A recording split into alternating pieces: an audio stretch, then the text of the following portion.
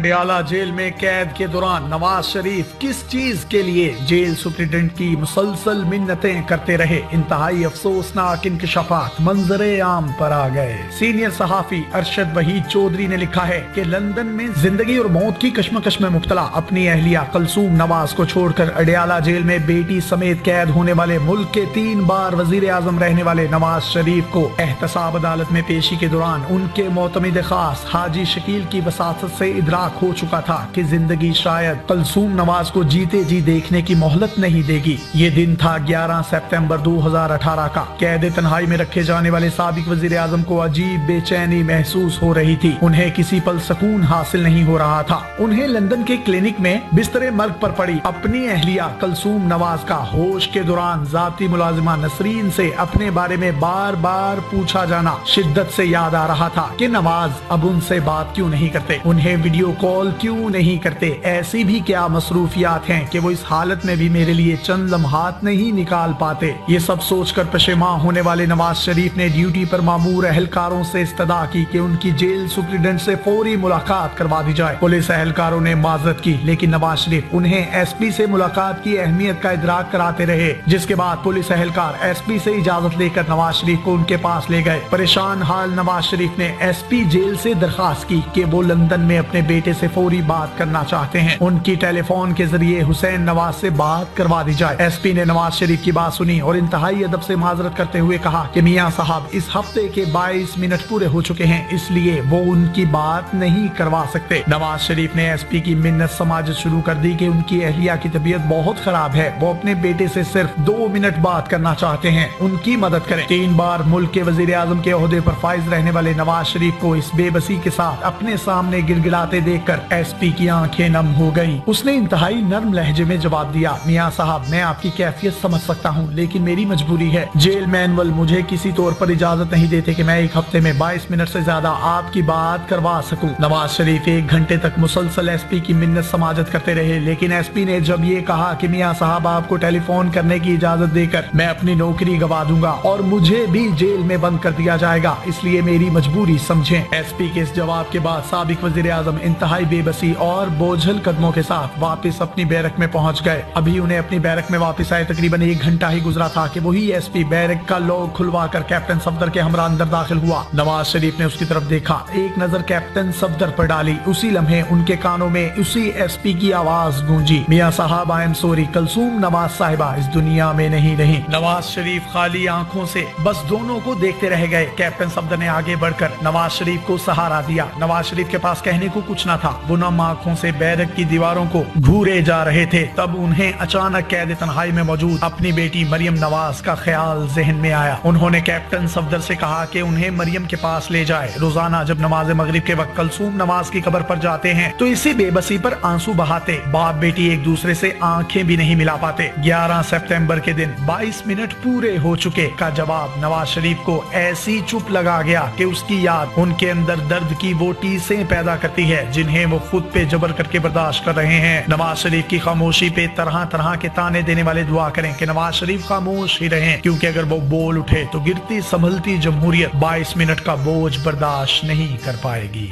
मजीद इस तरह की वीडियोस हासिल करने के लिए आप हमारा पेज डेली पाकिस्तान भी लाइक कीजिए। अपने मेजबान यासिर शामी को इजाजत दीजिए। अल्लाह हाफिज।